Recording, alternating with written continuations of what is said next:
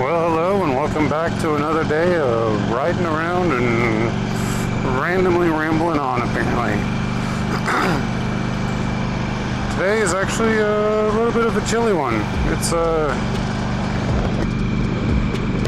getting the lows of like in the 30s for Phoenix. That's pretty freaking cold. So going on the bike rides are a mite chilly. But we'll see how they all go. Of course, this is just a short ride, so I actually grabbed my summer gloves, and I'm kind of regretting that. But again, short ride. We'll see how it goes. But yeah, I hope everyone's having a good year so far. It's not just more of the same. Okay, I don't know what's going on there with those two cars. But yeah, it's just, it's interesting how we had a rainstorm come in yesterday, which in my area turned into a hailstorm, and it is a mite chilly due to all of it. So I hope everyone out there is being safe, and I'm sure the people that are in the northern areas are like, well, tough shit, it's like our bikes are locked up right now, so be glad you can ride, which I am. Still trying to debate on what I'm doing in the months to come. As I said, I think in my last video that hoping to get an ADV bike. Discussion with the missus, and we're actually debating on trading in this one for another road touring bike that I use to basically go back and forth to work. I love this bike. Sometimes I feel like it doesn't have the power it should have, and it could just be the way I ride it or just the way my mentality. I mean, it's an 06 Road King. It's just yeah, I mean, I put about 30,000 miles on her, which is not a lot. She had over 30,000 miles when I got her. But yeah, something recently I just kind of feel like I want to do a change on that. So I've been looking at sport touring bikes, other cruising bikes. I even looked at a newer model of this that's used, and it's weird, it didn't have that same like interest. Like, I don't know, it's just so weird. It looks the same, different color, different, bolt-on features of what I bolted onto this one versus what that one had. But it like didn't give me that spark of joy that I would get like when I jump on this one. So I found that interesting. And I know a lot of other YouTubers that sit there and talk about riding, and they're like, yeah, you can't, it's not a one and done purchase on the motorcycle. It's what fits your needs or what you're using it for at that time. So I called it the motorcycle of the moment. In this moment in time, what motorcycle best meets everything I wanted and needed to do? I mean, that's what this Road King's been doing for me. I mean, it's been taking me to work, taking me on trips. But I don't know what was done to it before I ever got it. There's like a power commander in it that I don't know why it's there. But I do know that after I bought the bike, and I looked into, I think I just cleaned the air filter or replaced the air filter, and all of a sudden the bike would stall out if it didn't have heavy throttle on it.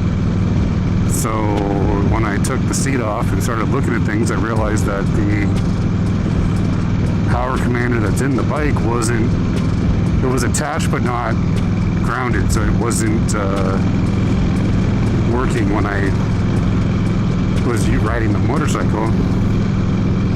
But once I plugged it in, the bike ran fine. So it makes me wonder what else other people have done to this thing.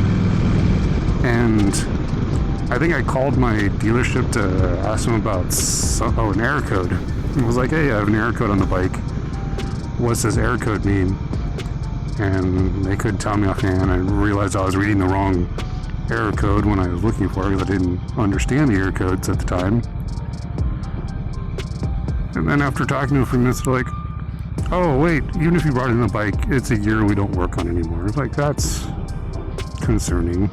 So it means that if I want to do anything with the bike, I either have to do it myself or take it to an aftermarket dealership, which I'm not saying there's anything wrong with those people. I just don't know them, and I don't even know my own dealership half the time. So it's one of those, what is it do I want to do?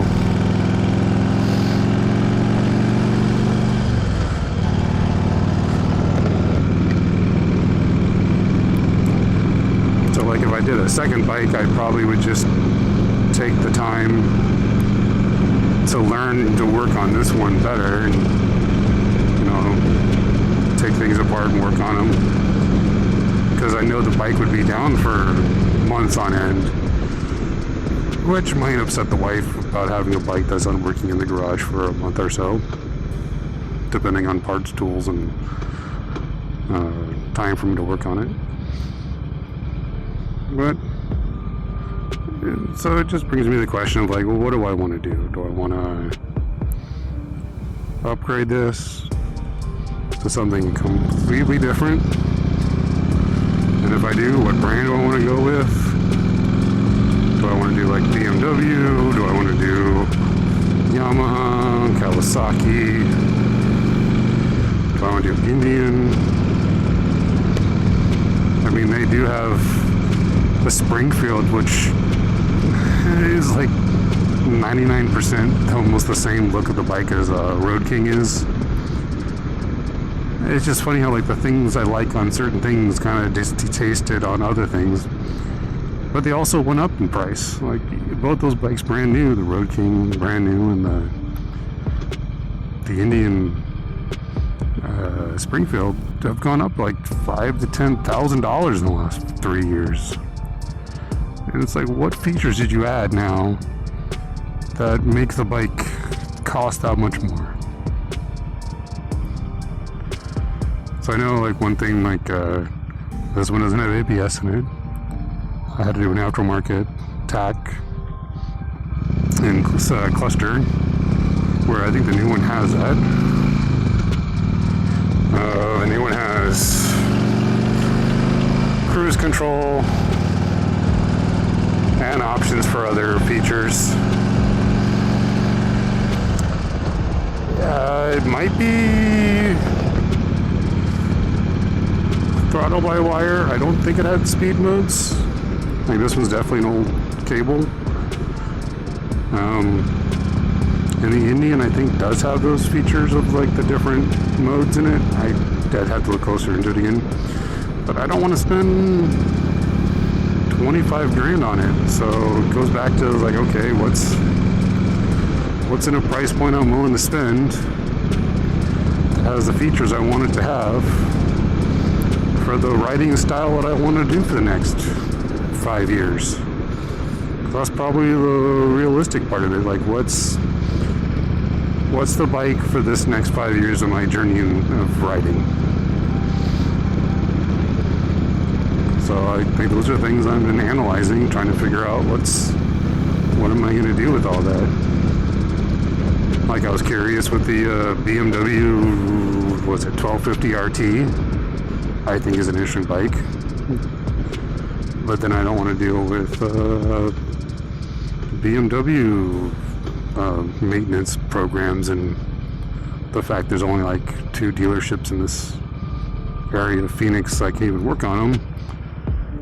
And on top of that, they're not open every day. So like if I had to have something worked on the motorcycle, if I couldn't do it myself, like would they have time to work on it? Because they have a limited schedule. And it's kind of a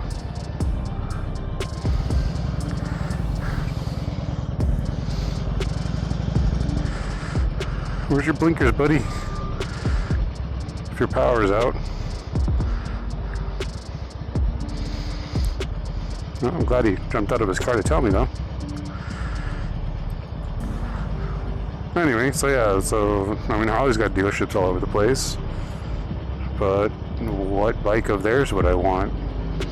I mean, a lot of it's just commuting to work and back, and that's an hour each way for me, but what's comfortable and enjoyable, and then after that, what am I going to want on other trips? Like Phoenix, we do have some interesting roads. We do have some gnarly switchback roads that people like, and elevation changes, and I want to hit more of those.